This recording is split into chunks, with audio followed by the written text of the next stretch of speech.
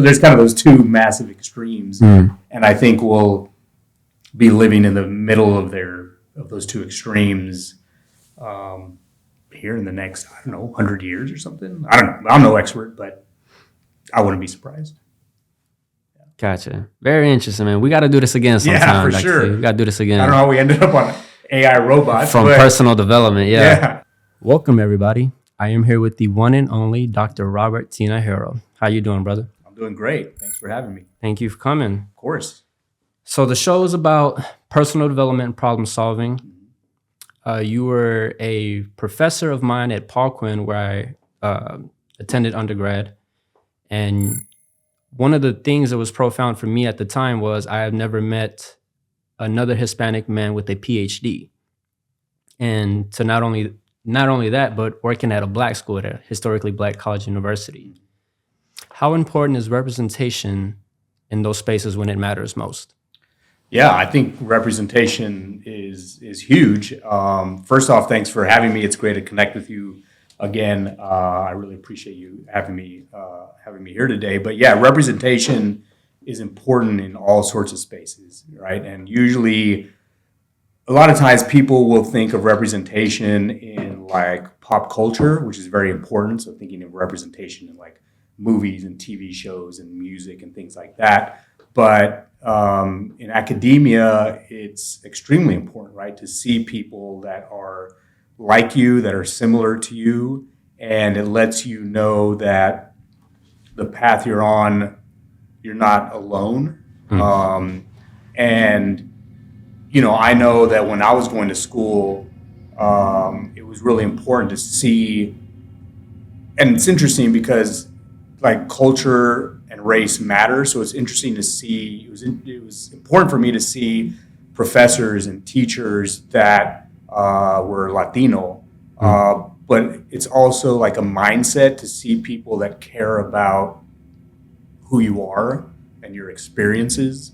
So representation can be the physical person, like what they look like, how they talk, but it can also be like how they think. And so I appreciate you bringing that up because I wanted to be, I was aware, right, that I was at HBCU, which I think at that point about 25% of the population was Latino and Latina. And so I was aware that I was one of the few instructors that was also Latino. And so I wanted to serve as kind of, in some sense, a role model to those students. And so yeah, it's very important. Awesome. Because when I think of representation, I think of something like a model, right? Having a model, having something, some sort of direction, sense of direction, some sort of visual of the next set of cues that I need to look for to know that I'm either progressing or not. And I think setting those small goals is important so that you can kind of track those things a little better. Yeah. How important do you think, Dr. Tinajero, is it to set goals that are both realistic, but also create some sort of urgency and push for something different? Yeah, I think it's real important to have big dreams in mind and then to have like specific goals on how you're going to get to that dream or at least move in that direction. And then you have to have the small, like everyday tasks that you got to do, right? So, let's say you want to be, a lawyer or a YouTube star or own your own mechanic shop, right? You have a vision and you got to educate yourself and find people that are going to help you move towards that goal. But then you obviously can't stop there, right? You got to have these everyday things that you're doing. Like, what am I reading this week to learn more about how to start a business? What videos am I watching to get me closer to being able to do something? Or what program am I enrolling in, or what school am I getting into, or what major am I choosing, or am I spending time getting my homework done, and am I spending time reaching out to people that can give me advice and maybe find mentors and things like that. So I always think of in anything you're in, there's got to be a big picture, and then there's got to be everyday little things that you're getting done. And they both have to coexist. I mean, I don't know if they have to, but in my experience, that's the best way to approach it, because if you only do everyday little tasks to like just survive, right? To pay bills and stuff like that, which a lot of people have to do, right? Like that's a reality, right? We gotta pay bills, we gotta eat, right? We gotta get gas for our car. And so I understand people that are like, that's their main focus. But if you have bigger dreams, that's going to guide things that you are hopefully doing in your everyday life to move you in that direction. So I think both are extremely important. What are some goals you have for this year? Are you a new year, new me? Are you a person that likes to take advantage of the new year, new month?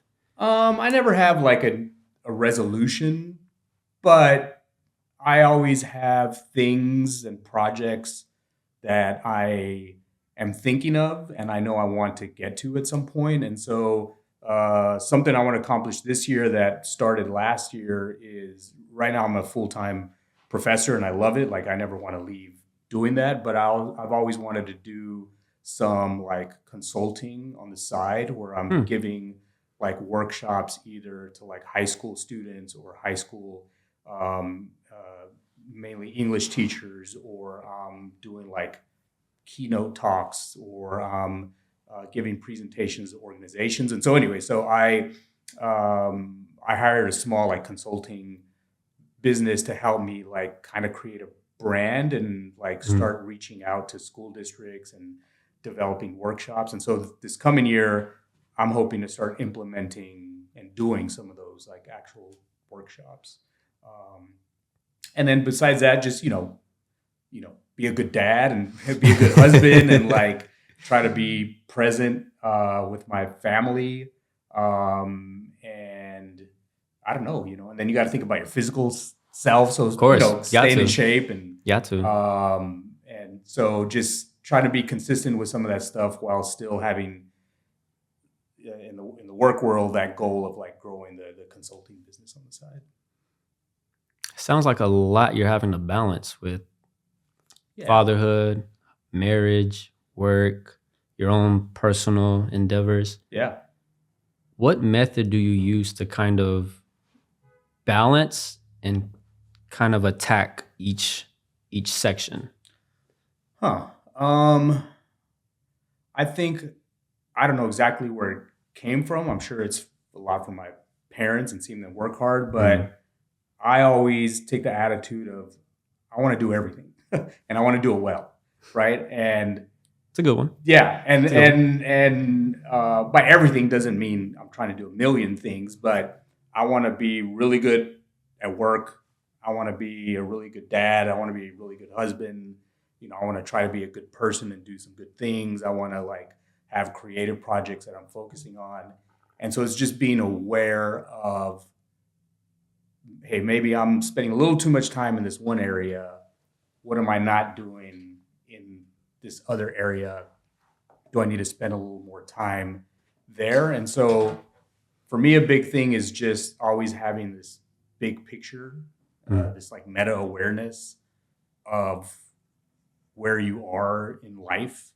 And I think something that helps me is that things are important, but I take the attitude of most things actually aren't that important, right? And so I can't be like, it might seem weird, like how does this connect with the question you asked? As a nihilist, kind of like it doesn't matter, or a little bit, okay, but also more. It can be taken as like nihilism, like none of this matters. Is that how you pronounce it? Nihilism? I thought it was nihilism. Or nihilism. I think okay. people pronounce it different ways. But it's this, same word. Yeah. And so it's not, at times it's kind of like nothing matters, or does this really matter? But I guess I'd do a little twist on that in like, whatever you're doing, we're sitting on a giant rock that's floating in the middle of nowhere, right? And that's a reality, right? That's not some like objectively mumbo true. jumbo Yeah. like spiritual thing, even though I'm spiritual as well in some ways, but that's the reality. And so what am I going to do with a little bit of time I have on this, spinning rock in the That's middle the of nowhere? question. What are we doing? Yeah, what are we doing? And some days it's like, this doesn't really matter. But then it's also like, well, this is kind of all that matters because this is all I have, right? This is all I have for, however many years I live. Most people live from 70 years to 100 if you're lucky. And so it's a mix of the nihilism of, well, this doesn't matter, but then also like, well, this is all that matters. And so what am I going to get done in this time, and what's the best way I can get that done? I'm glad that you brought that up. I'm currently reading Marcus Aurelius's Meditations. Okay. Are you familiar with Marcus Aurelius? I'm familiar with him and a little bit of meditations, mainly from like stuff I see on social media, people posting quotes and like Stoicism. Stoicism. Yeah. There's what's that guy I follow? He's really big right now. He owns a little bookstore in Texas somewhere, and he talks about Stoicism, and he's written a really popular book in the last few years. But yeah, I'm familiar with Stoicism. My interpretation, I haven't finished it so far, and it's been a while since I picked it up, so that is my fault. But what I've gathered from reading the material is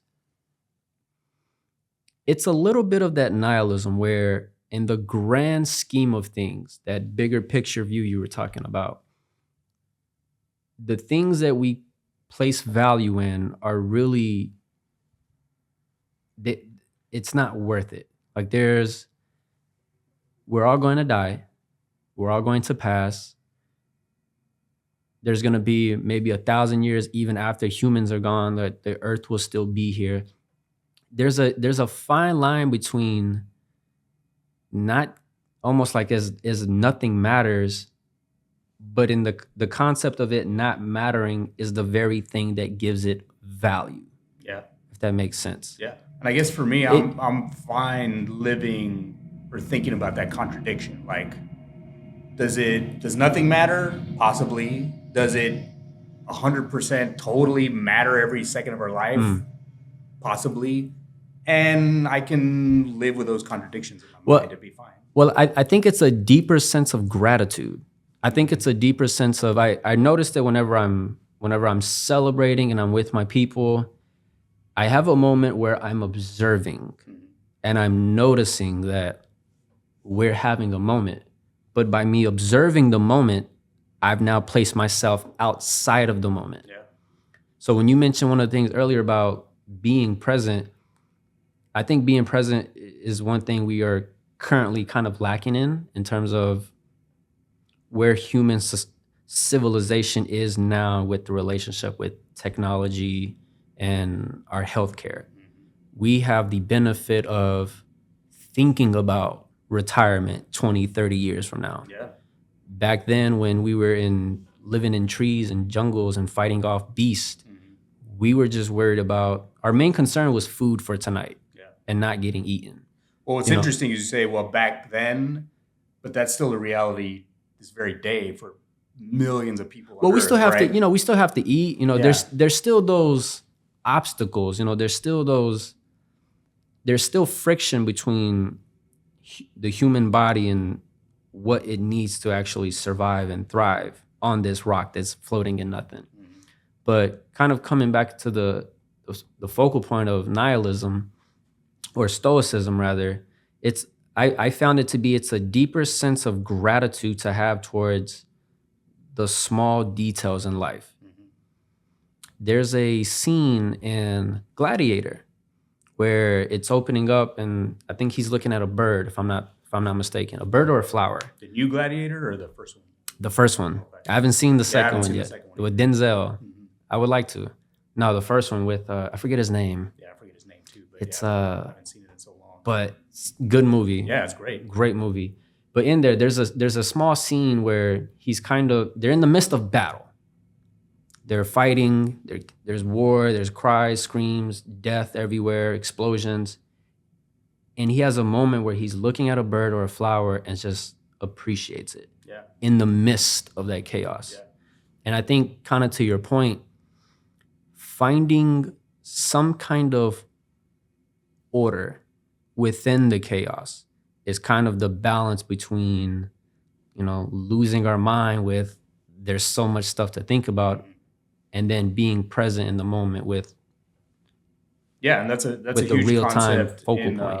in Buddhism too, like mindfulness, and so just being present in the moment and like under kind of, I guess I like saying that the meta awareness, just thinking about how you are in that moment and how like amazing it is that you're even having that moment, right? And so Buddhism, even though I was raised Catholic and I still consider myself Catholic, like, I've had some influences definitely from Buddhism, just from stuff I've read and stuff I've studied in school. But yeah, they're real big about mindfulness as well, which connects to a lot of the stuff in Stoicism. How do you practice mindfulness? Just trying to stop every once in a while and just think about the specific moment I'm in, right? Like right now we're talking here, we're having this conversation, but like in the back of my mind, I can be like,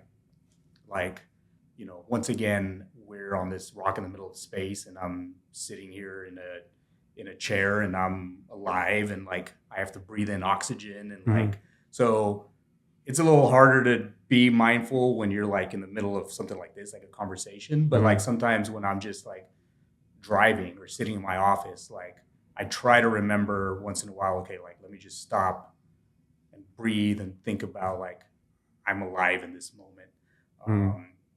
And I definitely don't want to come across like I got everything figured out, because trust me, like just this morning, like I lost my temper with my kids because like they were arguing about something silly, right? And now I'm like getting pissed off at them, and like, but then after, like, you got to bring yourself back, right? And be like, okay, I'm in this moment. I need to think about this. That wasn't a big deal. And so, it's just training yourself to every once in a while just stop and appreciate the moment you're in. How many kids do you have, Dr. T? I have 3. I have a stepson. He's 18 in college. And then I have a 7-year-old, little Robert. And then I have a 2-year-old who's about to turn 3, Ezra. So, yeah. What changes did you notice about yourself when you entered fatherhood? Just understanding that now your life is a huge chunk of your life is about, thinking about them and protecting them, providing for them. And so from one day to the next, right? Like, I mean, obviously there's a leading up to when they're born, but from one day to the next, I can't just be like, hey, I'm going to go, catch a movie with my friend this afternoon, or I want to take a trip to New York to visit my cousin, or I want to, do nothing today, right? It's over like in one day. And so then you really start to see how you deal with real pressure and with a real human being and human beings that depend on you for literally everything. Elaborate on that pressure. I mean, it goes back to like, they depend on you, like literally for food, for clothing, to stay warm, to like, to have fun, to like teach them stuff. And so I think for some people, right, no 2 people are the same. For some people, it might be a heavy pressure and such a huge change from having not being a parent, that life. And for other people, it's very easy, easy transition. And so I can't, but for me, I think a huge deal was that I had kids when I was older. And so I was able to appreciate the fact that I was in that position to have to provide. And luckily, finances is a huge thing when you have kids. And so luckily I was in a place where I could provide for my kids. Like they didn't, like they're going to have food every day. They're going to have clothes. They're going to be in a safe neighborhood. And so I definitely didn't have as much pressure as maybe other people do because of the circumstances. But it's a Okay. constant pressure to make sure Okay. they're okay. Hmm. Yeah. Because like right now, like when I didn't have kids, I'd be texting my friends like, hey, man, when I'm done with this, let's hit up the bar, right? Or let's go get something to eat or let's go Right. this. But it's, sometimes I can still do that because my wife can watch the kids for a little while. But like I got to have my phone here, like, because my little one's with grandma and I got to make sure I'm there on time to pick them up, right? And my other kids going to my wife somewhere. So I want to, hopefully they're safe and where they're going and have a good time. So that's always on the back of your mind. So that's, you can call it pressure. You can call it the privilege of being a parent. I think it's a privilege because not everyone can be a parent. Yeah. And I think there's something profound about teaching or mentorship, passing it down. Mhm. Before we elaborate on that, I wanted to ask you a question. How would you define selflessness? Selflessness. Generally speaking, it's thinking about others as much as you can. I mean, people that are truly selfless are always thinking about others, right? Mhm. They're not thinking about what am I getting out of this or how's it going to affect me? They're thinking about what can I do for others. And so there's, like with everything, there's a spectrum, right? Different levels of selflessness. So, I mean, you could have somebody like Mother Teresa, right? That dedicates their whole life, who's truly selfless. And then you can have other people that once in a while, they try to help others out. And so there's a whole spectrum of that. But I think most people don't want to be just selfish all the time. And so I think all of us have different levels and different moments of selflessness. And when you have kids, that just kind of happens automatically because you're having to look out for them so often. And I think something that has happened to me is that so much of your attention is like, I need to make sure these human beings that depend on me, I'm providing for them, that you kind of at times forget like, well, there's other people in the world that might need help and might need things that maybe I could provide them, but I'm so focused now on like the kids and then my job and my marriage and things like that. So, well, how would you define selfishness? I mean, selfishness is the same thing. There's different levels, right? That's just always thinking about yourself. And so we're all selfish at different levels, right? We're all doing things because they make us happy, or they earn us money, or they fulfill something in our life that we want. And so we're all selfish to a certain point, but once again, it's trying to control the level of that. And so yeah, I mean, I don't want to be the only one giving responses. So like, how do you view some of these things of like selfishness and selflessness, and like how often is that something you think about in your life?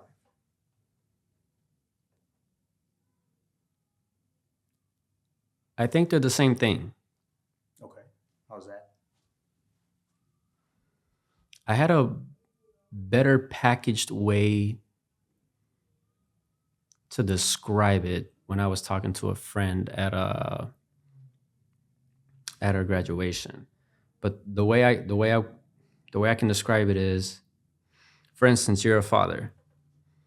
By being selfish and maintaining your health, making sure you're in a position to financially provide, emotionally provide, physically provide, having a network of a support system, whether that be friends, colleagues, or other resources, automatically translates and bleeds through benefiting others. Yeah. By being selfish, you are selfless because the benefits don't simply stop with you. They transcend. I'm a huge fan of PlayStation games. I grew up playing games all my life with my brothers. Good little pastime. I kind of manipulate it now to say, it's my self-love time. I just kind of brain rot. There's a game called Fortnite. I'm sure you probably heard of it. Yeah, my kid plays. Yeah, I play it here and there. Pretty good, actually. Nice. There's the concept of the game, last one standing, last man alive lives, and there's certain help you can get. There's henchmen you can hire. The henchman dies whenever you die, or the henchman can die on her own or his own if the enemy attacks it. The way I want to kind of put together selfishness and selflessness is the better this henchman is at protecting me increases our probability to win the game. Thus, that's our goal. The better job I do at defending this henchman so that they can then protect me also increases our probability to win the game. So I think about whenever I'm doing something from others, I don't like to call it's a transactional thing, but the benefits don't just stop there. Like there's a continuation of this chain reaction of events that have occurred. Yeah. So that's kind of how I think about it. I'm not sure if I described it well. Yeah. I think that's a really smart explanation and smart way of thinking about those two concepts and how they can overlap. I guess I would say they're definitely not always the same thing, right? Because people can definitely be selfish and they're the only ones profiting, right, from that selfishness, right? Like if I'm a business owner and just because I want to make a little more profit, for my business, and I fire 3 people and I cut the wages of a few others. I mean, I guess you could argue that because I'm making more money, then that's being passed on to like my kids and whatever the community because I'm spending money somewhere else. But I think there are definitely times and places where somebody being selfish it's fair. Is I'll take just selfishness, right? Fair. But I think what you said is smart, and there's definitely that overlap of times where you could be selfish, but it ends up helping other people, which is then a sort of selflessness. Yeah. Well, because another example is, let's say I'm a guy, I go to a restaurant, and nice local restaurant. I know the cook, I know the host, I know the owner, I know the family, and I always give them, I'm in a position, I can give them pretty good tips here and there. Let's say one day I don't have that much and I can't tip, or I don't have that much, I'm just coming to say hi. Maybe they're on my way home from something. I tell them I'm hungry. It's like, we got this fresh thing here. They choose to reward me out of the other times that I've been able to contribute, or just based on the relationship, they choose to give me a free meal. Hey man, you've been here 3-5 times this week. You're a 1,000 customer. We'll do this for you. And that's kind of how I see in terms of being selfless, it returns back to you. Yeah. Like if you're known as the guy that's always helping, always opening the door for someone, always willing to kind of serve. For sure. And for, I don't like the word free, but just serve, because it's just in your nature. Yeah, I'll help you. I really do believe that ends up coming back to you. Yeah. I think that, yes, a lot of times it does come back to you, and you create your own, I don't know what the best word for it, like atmosphere around you, right? So if you're good at people, like more goodness is going to come your way. But we also can't forget that there's been really good people that do really good things, and then they get hit by a bus, or somebody robs them the next day and kills them, right? Such is life. Yeah. And so it doesn't always happen, but sure, in general, I think, if you're selfless and you're a good person, you create this atmosphere around you where people are going to want to help you, right? And they're going to want to do things for you because they're reciprocating the way you treated them. And So yeah. And I think that goes a long way with just relationships in general. It wasn't until my first job outside of college was from a professor of mine at Paul Quinn, Okay. and just working on those relationships. I remember I was the only student. I think it really benefited me to go to a small school. Let me start with that. For a small scale school, about 10, 15 people to a class, Yeah. and I can actually have a relationship with my professor. Yeah, that matters. For me, that mattered because I'm someone who just is naturally curious, and I just have a lot of questions. And I need to be able to be in a place where I can ask those questions without any, not restrictions, but incentive to not be as curious. Yeah. You know, like there's a saying, there's no such thing as a dumb question. Some things have, are up to that line. I'll tell you that. Some things are really up to that line. But I generally don't think that there's anything as a dumb question. When I think of a question, I think of seeking information. Yeah. That within itself, I don't think constitutes as something dumb or not beneficial. And it's easier to ask all sorts of questions when you have a better relationship with an instructor, right? When there's only 15 of you all in the classroom and you get to know that instructor, you just feel more comfortable, right? As opposed to being in a class with 50 students or 100 students, or like these big universities that might have these lecture classes with like 200 students, right? You're not going to feel as comfortable asking any question you want to ask in that class. I remember reading something, also hearing a podcast from Dr. Jordan Peterson, the guy we were talking about earlier, that the person who doesn't admits his incompetence and asks the question is smarter than the ones that are not understanding and are fearful of asking that question. Do you think there is a sense of courage and bravery asking those questions? Oh, for sure. Like some of my best students are the ones that aren't afraid to ask questions in class, right? Or ask questions after class, or send me an email so I can clarify something. And I totally understand it, because when I was in college, I was super shy.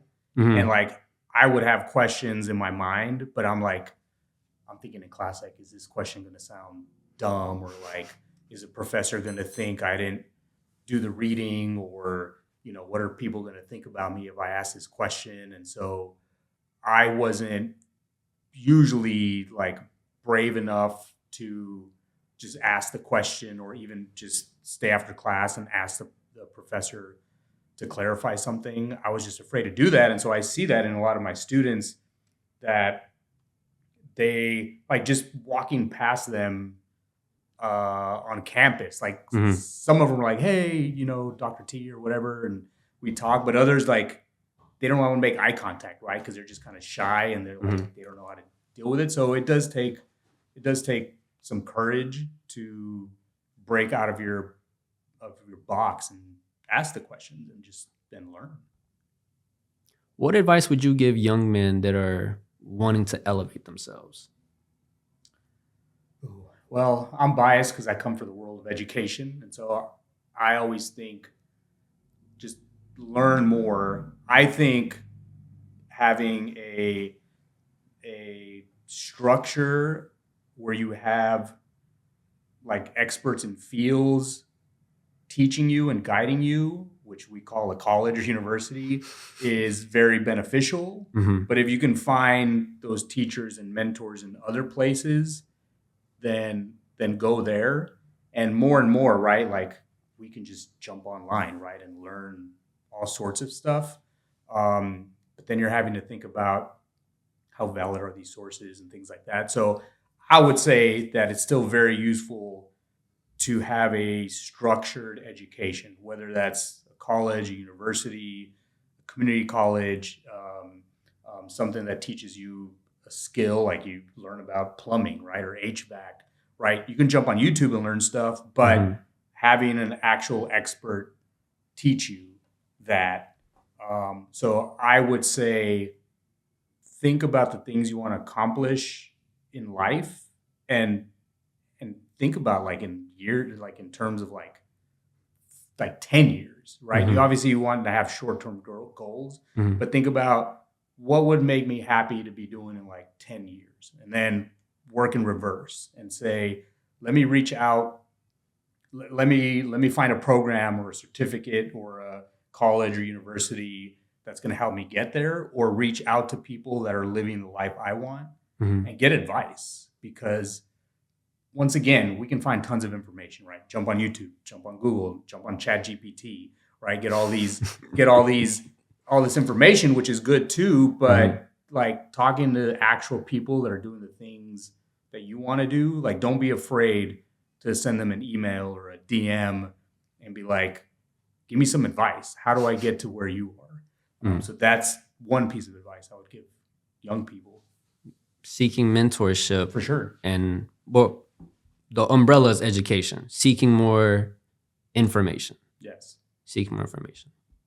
Yeah. And also general things like have a plan, stay focused, work hard, be good to people, keep in touch with people so you have a network.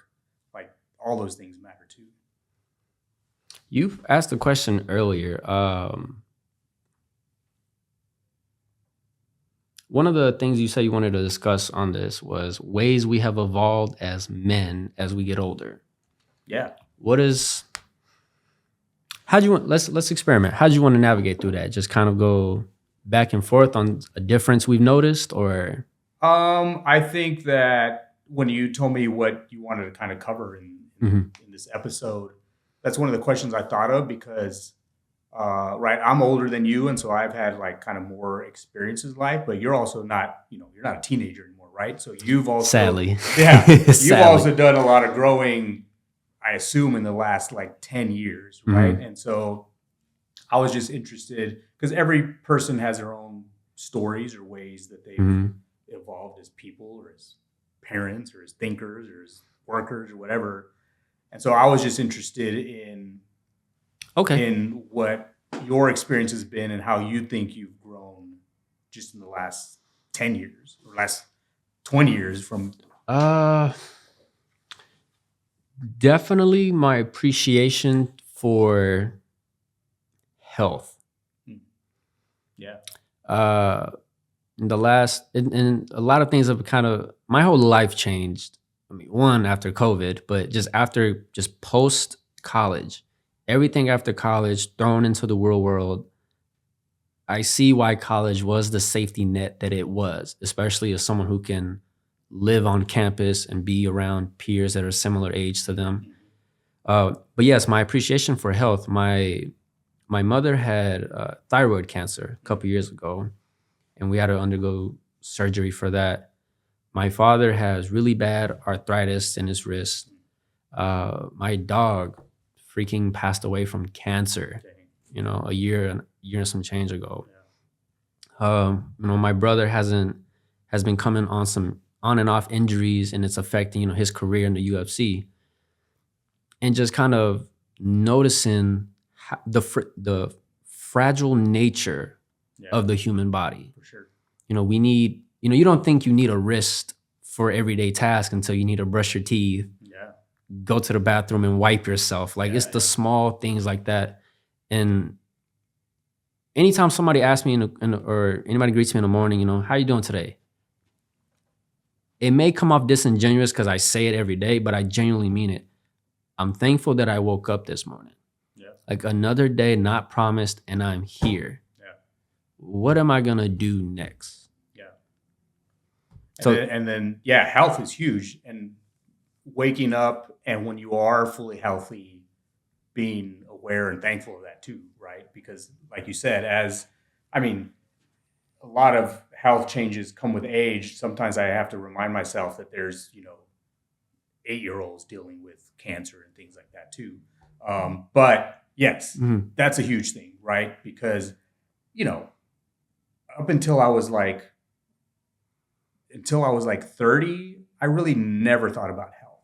Maybe small things like I cut myself or I twisted my ankle playing basketball. Is that a man thing usually? We're not I don't know. that in tune with our bodies as opposed to women, because they live month by month from the True. menstrual cycle. Yeah, So that's they have to be more aware of what's going on. Guys were just like, eh. yeah, maybe that's a great point, because yes, women have to deal with a lot of issues that we don't have to, and it's not till something, I guess, big happens that we're like have to really start thinking about our health. And so I get to like, it wasn't until my mid 30s where I tore my ACL playing basketball, and then all of a sudden, I'm on crutches for I think a week or two before I could get off those, and then surgery. And so then you start, like you just said, about your wrist, like just thinking about like all the things I can't do because I'm on crutches, or I'm walking really slowly, or after my surgery, now I got to rehab. And then other things start creeping in, right? Like thinking about lame stuff like blood pressure, right? Or thinking about like your vision, or thinking about, I don't know, you got a rash on your arm, and where the hell did that come from? And and then, so yeah, health is extremely important. And so like working out, trying to eat well, staying in shape. That's the one I'm on right now, matters. the nutrition aspect of it. Keep going. I'm just gonna make sure these cameras are. Oh yeah. Nutrition. I've, like most people, I struggle with trying to eat healthy. Like I know how important it is, and at times I make good choices, and then you get into the vitamin world, right? Thinking about what vitamins should I take and what supplements. And I think for the most part, I've done a good job of like being physically active, but the eating part, the nutrition, is definitely something I struggle with. Like I eat a bunch of crap, really, if you think about what I'm eating. I don't eat enough vegetables and fruit and stuff like that. And so as you evolve, I've definitely eat better now than I did when I was 20. So I have evolved in some ways, but I could evolve more in that area, the nutrition stuff. But yeah, generally thinking about health, you're kind of forced to do it as you age. But that's a huge thing that I think it's necessary. Yeah. I think it's necessary. I'm also aware, at least with my immediate close friends, I think I have the oldest parents. My parents are in their mid to late 60s. Okay. And just saying it right now is just weird. But yeah, just being aware of my parents at some point are gonna need me as well. Yeah. So that's going back to that selflessness and selfishness. I hope that I'm in a position 3, 4, 5 years from now where I'm healthy, I have a little bit of extra income, and I can kind of help them out, given that, I'm out of the nest, I'm out of the house, I'm not even in the same city. Yeah. And yeah, just wanting to kind of reconnect with family time values. The last time my family was all together was, I think, Thanksgiving. And this was actually the Thanksgiving where we didn't fight. There was no, you had some nipping here and there, but no fights. It was generally a good time. And I think it just came down to, it's just been a rough year, rough couple of months, whatever. And we were all just kind of thankful to just be here. Yeah. Like, I think this was the first Thanksgiving where we were actually just thankful. Yeah. And that was more than enough. Yeah. That was more than enough. Yeah. Yeah. And I think that comes with age, and that comes with experiences. When you start realizing there's a lot of crap going on in the world, but like just understand what a privilege it is to like have family, be around family, and have something to eat and be warm, and like being able to laugh about stuff and talk about things you've been through as a family, like stupid stuff or like serious stuff. So yeah, I mean, that's great. That's awesome that you all had such a good Thanksgiving. Yeah, just family time in general. Like, even if it's something with a friend from high school or a friend from college, making the time in my schedule to go out, change my routine a little bit, disrupt it, and go see a friend. Yeah. And I think it's important. And again, I think life is all about relationships. I think life is all about people. I'm a firm believer that I would not be who I am today had it not be for the influences of the men and women in my life. Oh yeah. Whether That's all it is, yeah. whether it be on a small scale, they were in a season of my life, or they're still here, part of my tribe, part of my corner, as I like to put it. Yeah, for sure. I think that's everybody, right? We're all influenced by all these people around us and all the interactions we have. And, from super deep impact from like a parent or parents or grandparents or siblings to just small impact, right? With people that you talk to one time, right? Can have a little impact in the way you see something or, so we're all products of all the people we've encountered and all the people we've encountered indirectly through like books, right? Or like content. Yeah. I think the content you consume also plays a bigger role than it gets credited for. Yeah. Like even though I don't think about it on a daily, I still think about a video I saw at 3 a.m. 2-3 years ago that I just thought was funny. Yeah. It's just random things that are, for some reason, my mind just holds on to, like, oh, let's use this for later or something. Yeah. And what's crazy about our world now is that we have this bombardment of like content, right? If we want it, right? If we're on our screens all the time, where a lot of people now are being influenced or impacted more by these people on their screens than like direct face-to-face relationships a lot of times. So that's an interesting world that we live in now. How old are you again? 48. 48. Yeah. See, cell phones and social media came into my life around, I want to say middle school-ish. Okay.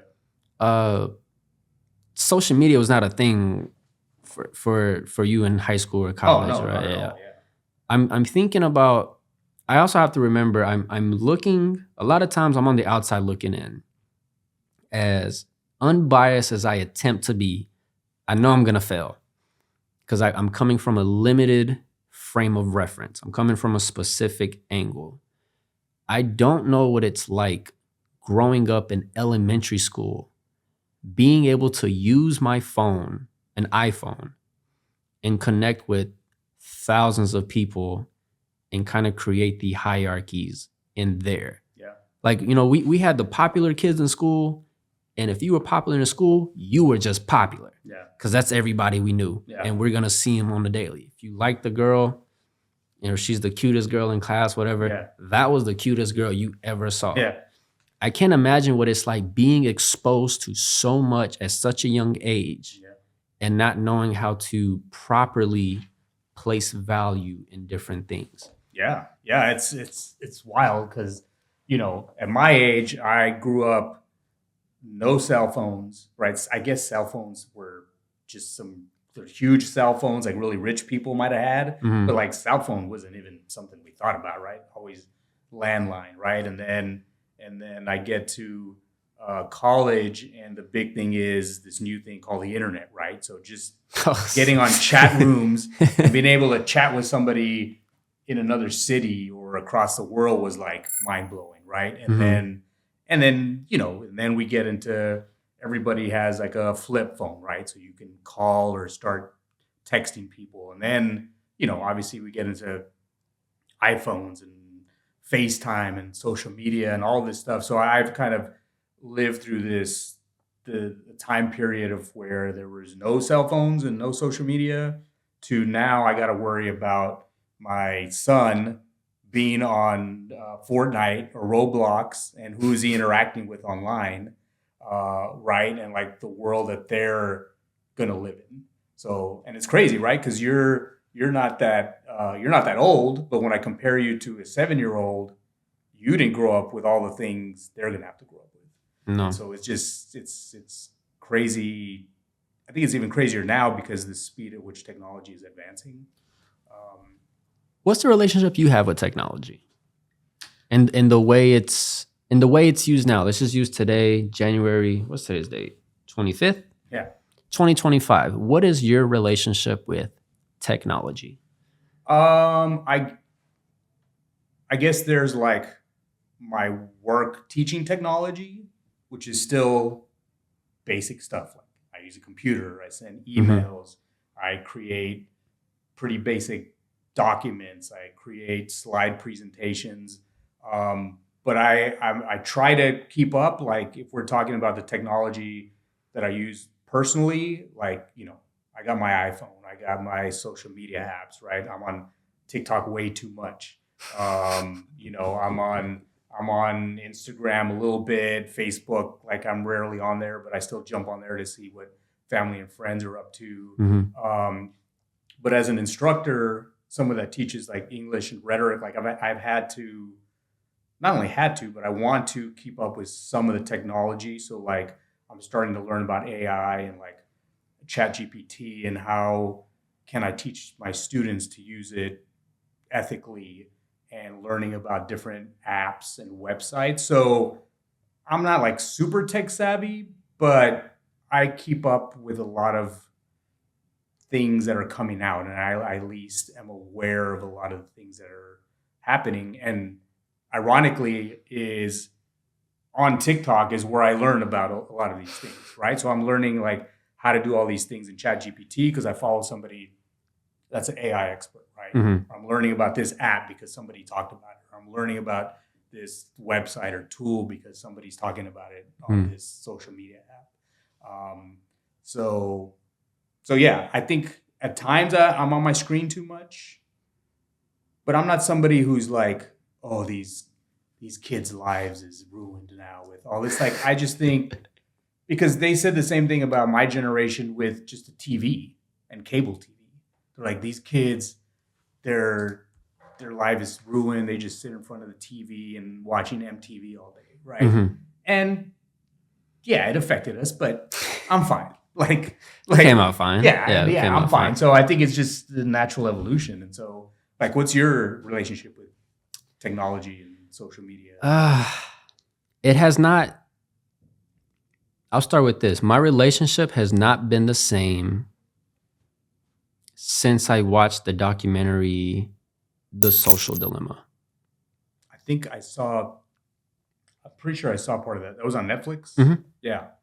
Yeah, it's mainly focused on social media and their marketing tactics. Yeah, how they get us hooked and like like they use psychology evidence-based practices to really grab us and really like inflame or what's the correct verbiage?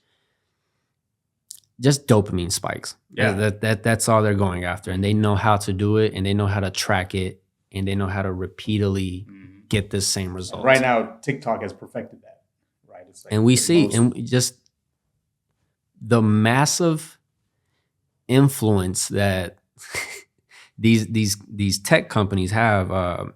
There's a quote on there, or there's a lady I'm going to quote on there. Don't know her name at the moment. I'll put it somewhere on the screen. That they're selling certainty, that the information these tech companies have is they can predict human futures, that they sell certainty. So if you have a target audience of people that are, really into the gym and fitness, do these kind of ads, do these kind of pictures, get these kind of people who look attractive and put them in front of the screen. We don't even need them to buy it. Just get an impression. Yeah. Because that's how advertisements make, or at least that's how these companies make money from advertisements, is impressions. Yeah.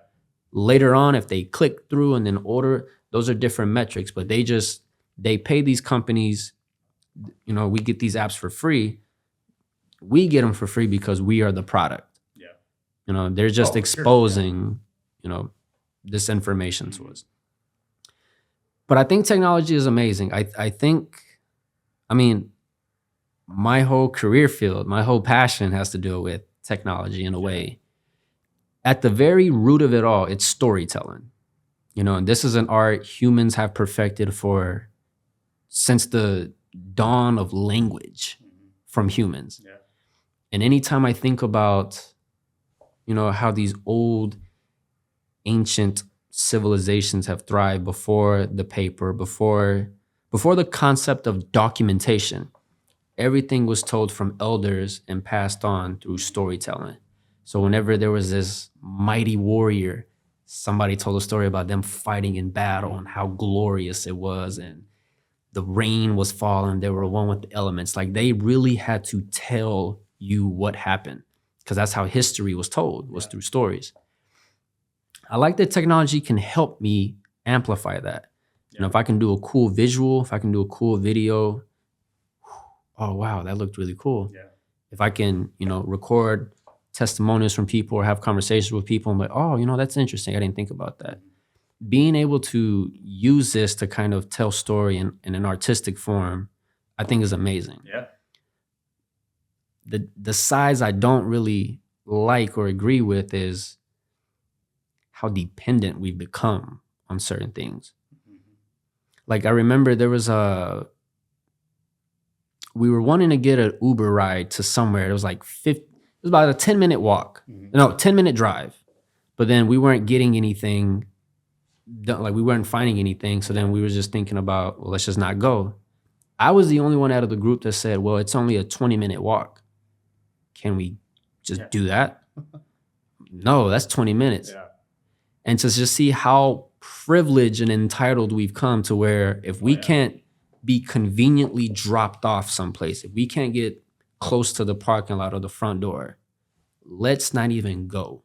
Yeah. Like, there's the lack of awareness of this alternative option of just putting a little bit more physical effort to achieve the task. Yeah, we're getting so used to constantly being able to be entertained and almost expecting it. Like, I can't wait in a line for 10 minutes without not looking at my phone, right? And growing up, you had to do that. You just waited, right? Or make small talk with the people. Yeah, in or line make with small you, talk, or like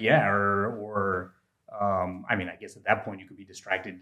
There happens to be a magazine there or something, pick that up and read it. But it almost feels like we're getting so used to we can always be entertained in some way. Jump on social media, text somebody, FaceTime somebody, and so we're getting so used to that. Like even like me, and once again, I'm not trying to act like I'm not one of those people, right? Like, even someone that thinks about this stuff and is aware of how these algorithms are hooking me, like, they still hook me, right? Because like a piece of content comes up that I'm genuinely interested in, but I don't need to watch that. Like, yes, some stuff is good and it's fine to get entertained and educated, but like, I don't need to be on TikTok for an hour, right? Even somebody that's aware of what it's doing to me. And so you're right. Like, we've forgotten about the option of walking 20 minutes somewhere, right? Or we've forgotten about the option of just laying in bed and thinking, right? Instead of jumping on Instagram or something. So yeah, it's an interesting world. It's only getting weirder, I think. Oh yeah, with all this AI stuff. It's only getting weirder. AI. You brought it up a lot, so let's do one question on AI. How do you think AI is going to impact us in the next 5 years? Well, I'm no expert on AI. This just comes down to like articles I've read and some videos, but it's already impacting almost every industry that there is, and it's just gonna continue to impact everything from business to education to politics to crime to relationships. And so on the positive side, I think it's going to lead to all sorts of amazing I don't know, technology and entertainment, but also amazing discoveries in like science Mm-hmm. and in healthcare, because it's able to figure out and compute all these things that would take us, you know, hundreds of years to figure out, Mm-hmm. or it's doing these calculations for like physicists, or you know, having scientists think about things in different ways. But then it's also going to be, we throw on some VR goggles and we are in love with some AI person instead of a real person, right? And so all sorts of awesome and weird, crazy stuff is going to happen. I think just within the next 5 years. Like, Mm-hmm. forget about the next 15 years. Like, I don't know what it's going to look like in 15 years, but I think that in 15 years you might be sitting here talking to like a hologram of an AI person, or maybe a hologram of Abe Lincoln, right? And I don't know. Well, Yeah. that's interesting you mentioned that, because at least when I hear AI, I don't think about I don't think there's nothing intelligent about it. One, because I don't think it's, and I hope I'm using the correct word. I don't think it's sentient. A lot of the tech webinars and production, what are they called? Like expos that I've gone to, where there's like new gear, new camera gear, new software, and this implementation of AI. There's this fear, and for a lot of people, it has happened with automation systems. Yes, AI is taking jobs. I think about South Park. I'm sorry, they took our jobs. Oh my God, sorry about that. That's all right. But no, yeah, they they're taking jobs because these companies can save money on automation systems. But when I think about creativity, I don't think AI can create. I think AI uses the information it has access to and then generates, well, let me not, the word generate would insinuate creating. I think about it as just a narrowed down algorithm, like a very precise and tight algorithm. Like if you're looking But for, then I would say, isn't that, and once again, I'm no expert, but isn't that what our brains are doing?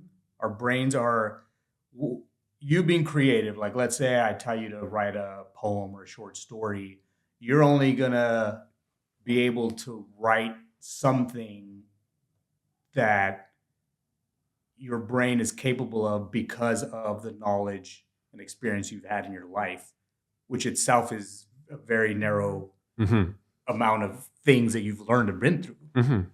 Right. So I think that, and once again, I'm not an expert, so I'm sure experts out there are like, these guys know what they're talking about. Probably, yeah. But yeah, I understand what you're saying, that it's not sentient. But then what does it mean to be sentient? Because if this thing is replicating what we can do with our brains, maybe it's not biological. It's not like a cells, like living cells that's doing Right, it. right. But it's if it's doing the same thing and even doing it at a much higher level, then I don't know how different it is, which is scary and weird. So are you saying our brains are more like information libraries and that's it? No, I think they're partially information libraries, but they're doing things that we don't even understand, right? Like, Well, how does that's where emotions and things like that come from. Like, and I think that's the human element to sentience, right? Is being able to deal with this chemical imbalance and chemical reactions that our brains Mhm, are shooting at us, mhm. and then navigating through that. Like the element of fear, the element of struggle, what we were talking about a little bit earlier, are precursors to innovation, are precursors to adaptation. If you have this AI thing that isn't, I don't know if they understand fear, the concept of fear, if they understand the concept of deletion, that AI could have an appreciation of being rise up. that AI can have an appreciation of being created Mhm. and then having that fear of being destroyed. Yeah, I think it could. I think it could computate that feeling out of what it's learned from our inputs and experiences. But yeah, it's not. I'm not going to say it's a living thing, like a biological human thing. But I think that we're going to be at a place pretty soon where we're having to ask these questions like what is this thing? Like there's going to be beings that are like a mix of biological human and being, AI and robotics, and we're going to have to ask like what is what is life, or like what is this What is a new human? thing? What is a human? Yeah. You know? Yeah. I remember, man, this was way back in college. I took a philosophy class, and I'm sure there's a lot of smart philosophers writing about this today. But I remember taking a philosophy class, and there was somebody wrote an article of like, let's say you have a human and they lose their hand, right? And so you have a mechanical hand that you stick on there, right? Everyone say obviously that's a human, all right? But then what if they lose their leg, and now we add a mechanical leg, right? And then what if they have a heart attack, and now we have the technology to have an artificial heart, right? At what point is that person not human or something different than a human that has all their? I would have loved that class. Yeah, I would have loved that class. That's the only, like you said, like we remember these random things, and that's the only article I remember from that entire class. And now I think with AI, we're gonna have to ask those questions to a much deeper level, because no longer is it going to be these physical parts, but it's going to be like they can think and talk like a human being. And Well- like, I don't know. Well, then if we can kind of fast forward a little bit, to what point can we then start? I also work in social work, so I think about this stuff here and there. What if we get to a point where we have these robots, we have these AI holograms, and the impact and the relationship humans have had with them then results to robots becoming their own race, becoming citizens, Yeah. owning property. Yeah. Yeah. It's wild. Like this robot, I think about like iRobot. This robot Sam can do your accounting job and doesn't need a break. Yeah. But they have another job. They go home and they're a caretaker for an older person. So, you have to kind of work with their schedule. But this robot has, not this robot, this citizen has rights, or this thing has rights. Like, to what point, like you said, are they human? If we put a human brain, a human heart into this vessel, does it become a human? Is it still Mr. Stanley, the 73-year-old who went through the surgery, the brain surgery? Yeah. Like, at what point?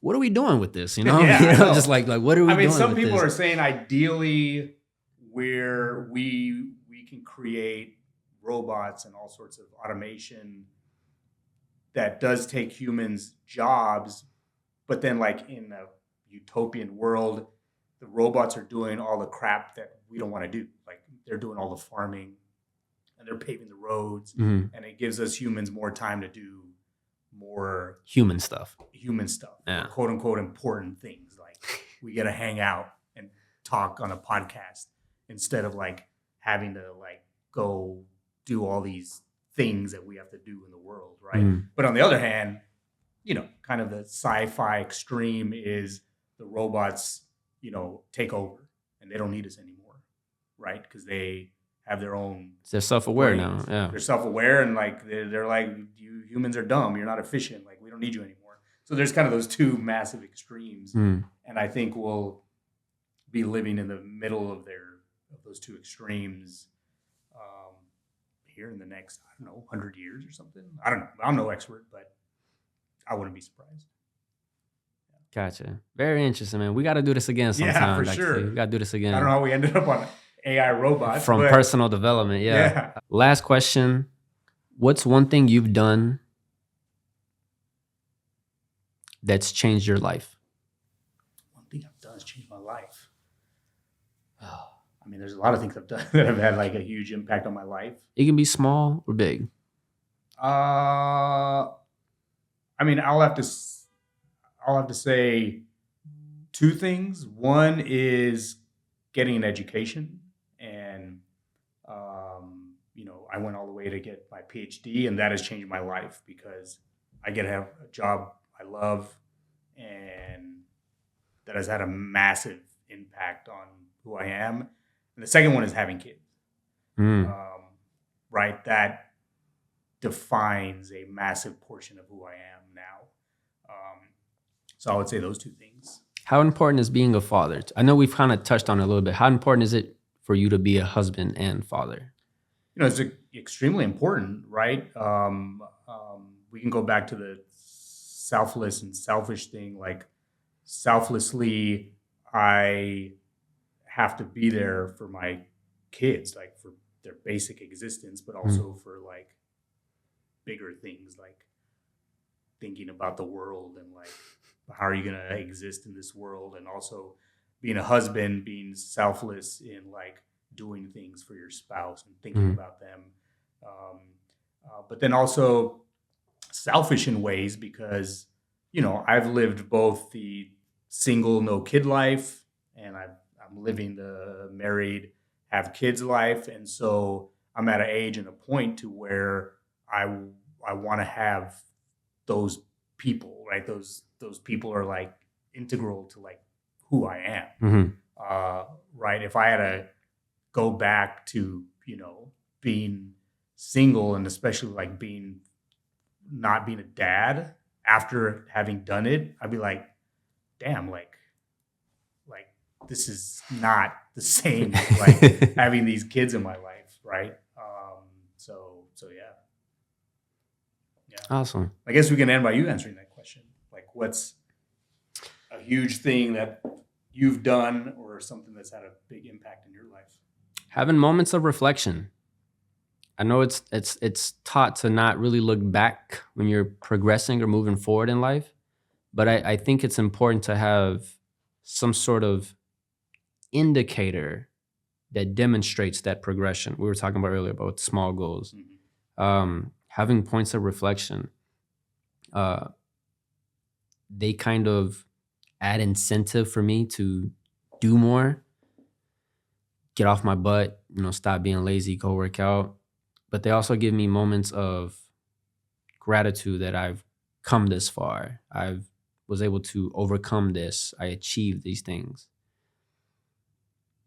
Reflecting on the good, the bad, and the ugly, and just being grateful for it all, embracing it all, being grateful for it all. Yeah, that's very stoic. It's this book, man. It's a pretty good read. It's a pretty good read. But yeah, thank you for your time again. Yeah, man. Doctor. Yeah. Like I said, we got to do this again sometime. Definitely. A little bit more narrowed focal point of a program. But man, it was really good just to see you, hear from you again. Like I said, we've had that relationship since Paul Quinn. Yeah. And I'm thankful for it, just to have you're really big on academia. But yeah, I tell you all the time, I can count on one hand how many Hispanics I know with the PhD that I've met personally. Yeah. So it's unfortunate. We need more. We need more. You may push me to be another one, man. But I'm honored to have you on here. I'm honored, thank you again for your time. Yeah, of course. I appreciate you having me here, and it's awesome to see former students doing all sorts of great stuff. And so you're definitely included in the students that are doing some awesome stuff. I appreciate it, brother. Yeah, but thank you again. Did you want to have any last comments? No. I mean, I guess I can plug myself a little bit. Go ahead. If you're interested in any of, like, I do writing workshops for school districts, mainly like college prep writing, but I also do stuff connected to culture. I'm also a poet.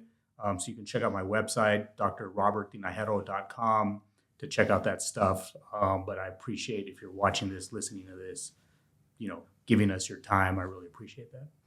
Awesome. Thank you so much, Dr. Tinajero. Thanks. Really appreciate it.